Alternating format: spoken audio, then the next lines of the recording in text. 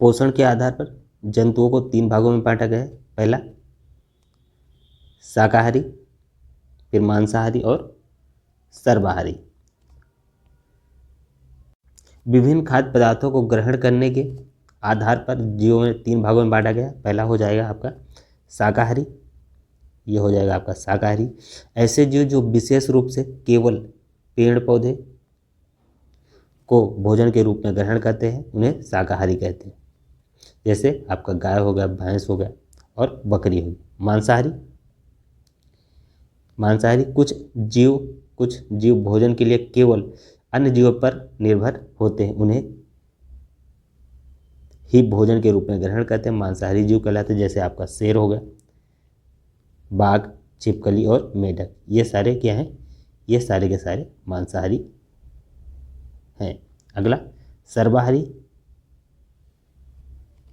ऐसे जीव जो पौधों और जंतुओं दोनों को भोजन के रूप में ग्रहण करते हैं उन्हें सर्वाहारी कहते हैं। जैसे कौवा, भालू, कुत्ता, बिल्ली और मनुष्य, ये सब क्या है? ये सारे के सारे सर्वाहारी के अंतर्गत आ जाते हैं, इन्हें हम सर्वाहारी कहते हैं। हम देख लेते हैं पौधों एवं जंतुओं के मध्य समानताएं क्या क्या है। पहले भोजन, पहली समानता क्या है? भोजन। जो भोजन है ये पौधों और जंतुओं दोनों के लिए आवश्यक है और दोनों अपने अपने तरीके से भोजन ग्रहण करते हैं। अगला श्वसन, श्वसन भी दोनों करते हैं, पौधे भी श्वसन करते हैं और जंतु भी श्वसन करते हैं। अगला उत्सर्जन, अगला पॉइंट उत्सर्जन। उत्सर्जन, पौधे एवं जंतु दोनों अपशिष्ट पदार्थों का उत्सर्जन करते हैं। अगला वृद्धि, पौधों में भी वृद्धि होती है और जंतुओं में भी वृद्धि होती है। गति जंतु भी करते हैं और पौधे भी गति करते हैं, ये ऊपर की तरफ गति करते हैं। प्रजनन, ये पौधों में भी पाया जाता है और ये गुण जंतुओं में भी पाया जाता है। अब हम देख लेते हैं इनके मध्य जो भिन्नताएं हैं, अंतर क्या क्या है।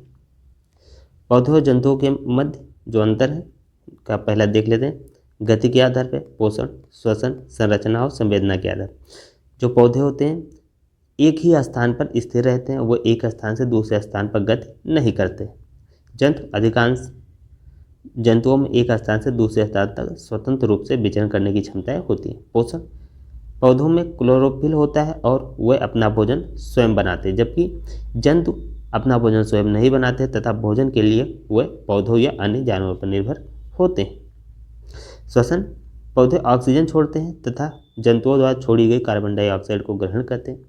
जंतु क्या करते हैं? जंतु कार्बन डाइऑक्साइड छोड़ते हैं जिसकी पौधों को आवश्यकता होती है तथा ऑक्सीजन ग्रहण करते हैं। संरचना, पौधों की कोशिकाओं में कोशिका भित्ति होती है तथा अन्य संरचना जंतुओं से भिन्न होती है।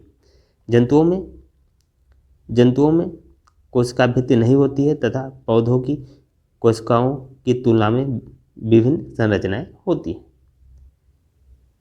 संवेदना, पौधों में संवेदना या चेतना की क्षमता बहुत ही कम होती है या तो बिल्कुल नहीं होती। जंतुओं में अत्यधिक उच्च होती है और संवेदी और तंत्रिका तंत्र होता है, ये जंतुओं में पाया जाता है।